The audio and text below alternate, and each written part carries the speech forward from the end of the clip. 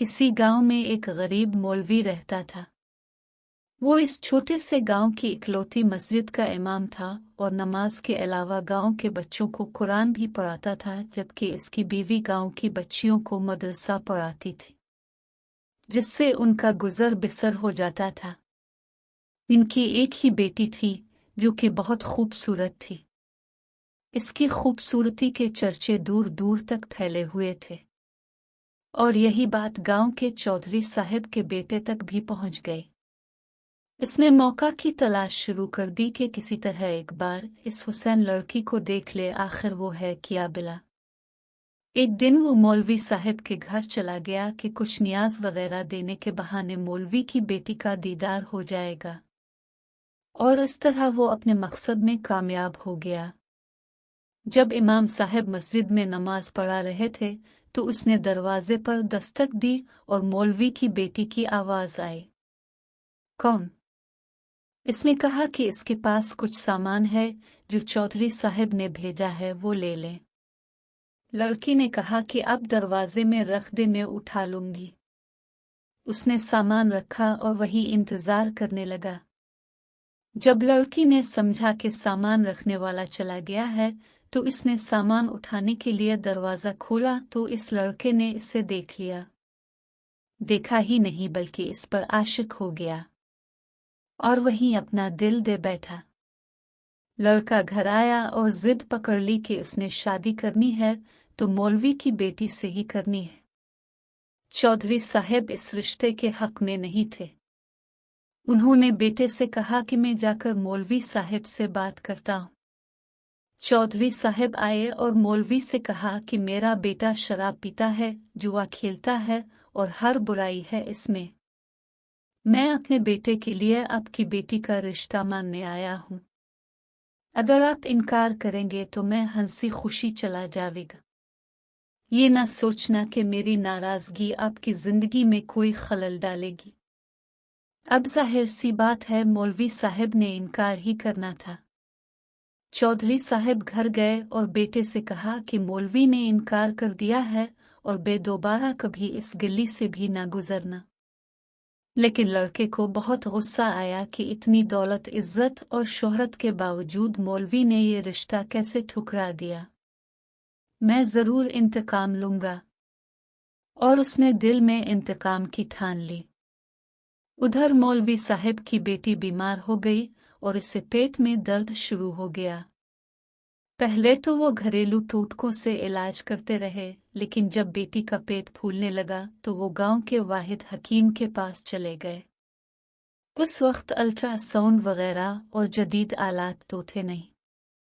लहजा हकीम साहब ने बच्ची की नब्ज चेक की, पेट दर्द की शिद्दत का जांचते हुए बताया कि आपकी बेटी हामला है। मौलवी के घर में तो जैसे कोहराम मच गया, एक कयामत आन पड़ी। मौलवी ने बेटी को बहुत मारा पीटा कि किसके साथ मुंह काला करवा आई है, किसका बच्चा है तेरे पेट में। एक दो बार उससे कत्ल भी करना चाहा, लेकिन मैं बीच में आ गई। इससे यकीन था कि इसकी बेटी बेगुनाह है। वहां उनकी बेटी भी इस इम्तिहान पर अल्लाह से उम्मीद लगाकर बैठ गई कि अब कोई मौजिज़ा ही उसे इस नाकर्दा गुनाह से निकाल सकता है। उधर चौधरी के बेटे ने जब 2-3 बार मौलवी को बेटी के हमरा हकीम के पास जाता देखा तो हकीम के पास चला गया। थोड़ी सी रकम अदा की तो हकीम ने सारी बात उगद। चौधरी का बेटा वापस आया और गांव के मिरासी को कुछ रकम देकर सारे गांव में ऐलान करवा दिया कि मौलवी की बेटी बगैर निकाह किए हामला हो गई है।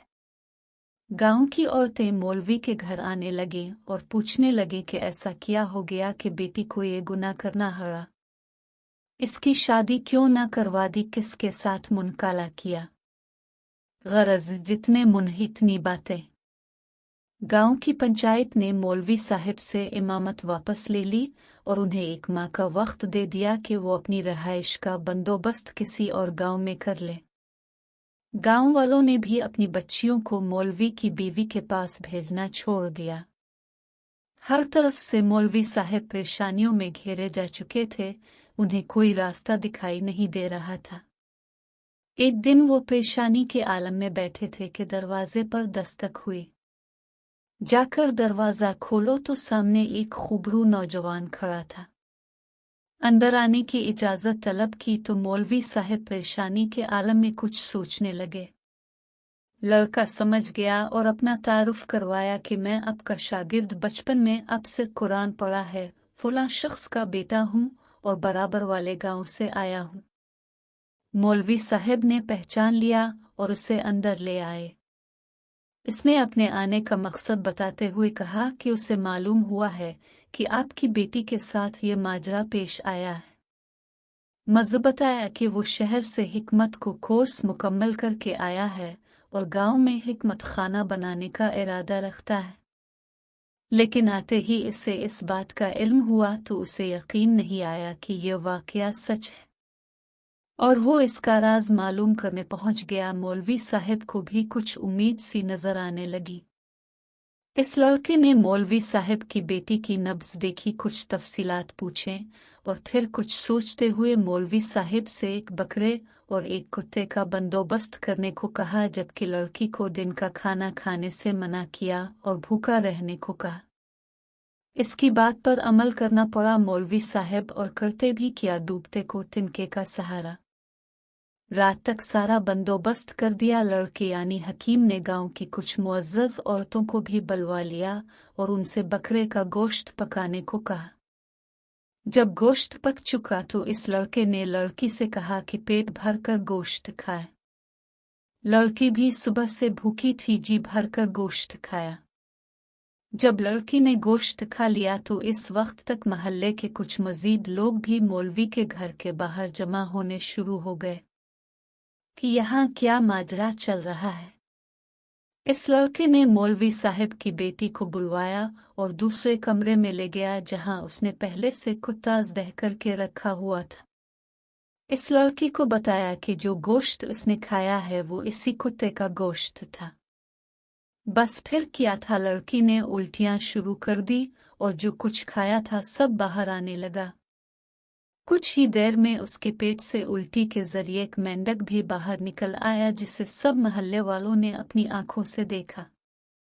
जैसे ही मेंढक बाहर निकला लड़की को कुछ सुकून सा महसूस होने लगा, तो वो लड़का कहने लगा कि इस लड़की ने किसी नदी या दरिया का पानी पिया था। इस वक्त छोटा सा मेंढक का बच्चा इसके हल्क के जरिए पेट तक जा पहुंचा। जब वो मेंढक का बच्चा बड़ा हुआ तो उसे तकलीफ शुरू हो गई और इन्फेक्शन की वजह से पेट भी फूलना शुरू हो गया। गांव के सब लोग इस लड़के की ज़हानत और हिकमत देख चुके थे और इस लड़की की पाकदामनी भी सब पर वाज़ेह हो गई। मौलवी साहब ने इस लड़के के असरार पर अपनी बेटी निकाह इस नौजवान से कर दिया और यूं वो हंसी खुशी अपनी जिंदगी बसर करने लगे।